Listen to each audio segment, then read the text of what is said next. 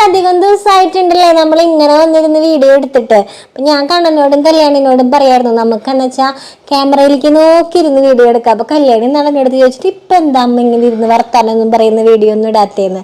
അപ്പൊ നമ്മൾ long video അങ്ങനെ ഇടാറില്ലല്ലോ, ഒക്കെ ഷോർട്സ് എല്ലാം ഇടുന്നത്. അപ്പൊ ലോങ് ആകുമ്പോഴാണ് നമുക്ക് ഇങ്ങനെ വിശദീകരിച്ച് വന്നിരുന്ന് സംസാരിക്കാൻ പറ്റുള്ളേ.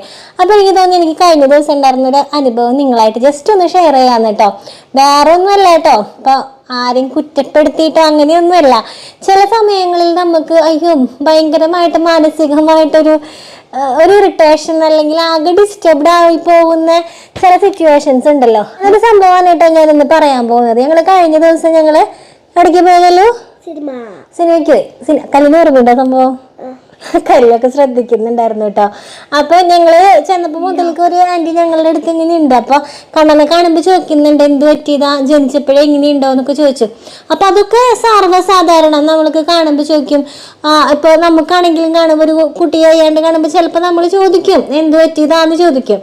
അതൊക്കെ നോർമലായിട്ടുള്ള കാര്യങ്ങള്.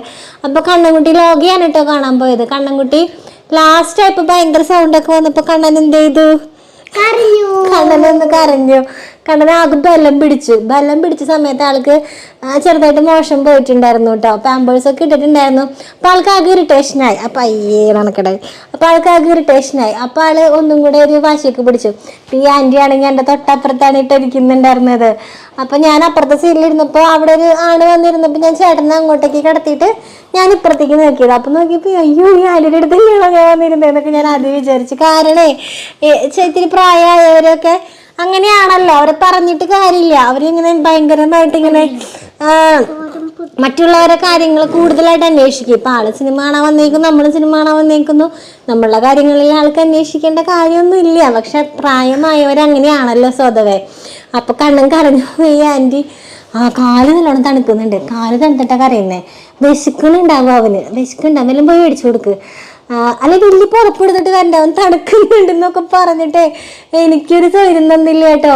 സത്യം പറഞ്ഞാൽ എനിക്കറിയാം അവൻ എന്തിനാ കരയുന്നുള്ളത്. ആള് ഒന്ന് കരഞ്ഞപ്പോ ബലം പിടിച്ചിട്ട് ആളുടെ മോശം പോയിട്ടുണ്ട്. അപ്പൊ ആണെങ്കിൽ ലാസ്റ്റ് എത്തിയിട്ട് അവസാനം എത്തി.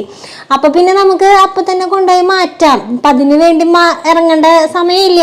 ഒരു 5 മിനിറ്റും കൂടി ചിലപ്പോ സിനിമ ഉണ്ടാവുള്ളൂ. അപ്പൊ ഞാൻ അങ്ങനെ വിചാരിച്ചിങ്ങനെ നിൽക്കാം. അപ്പൊ ഇങ്ങേരുടെ അടുത്ത് ഞാനിരുന്ന് ഓരോന്ന് പറയുന്നുണ്ട്, കണ്ണൻ നീ ഒച്ചുണ്ടാക്കരുതിട്ട്, അപ്പുറത്തിരിക്കുന്നവർ നമ്മളെ തേർന്ന് വിളിക്കിട്ടാ, കണ്ട ഒച്ചുണ്ടാക്കല്ല എന്ന് പറയുമ്പോൾ ചിരിക്കുന്നുണ്ട്.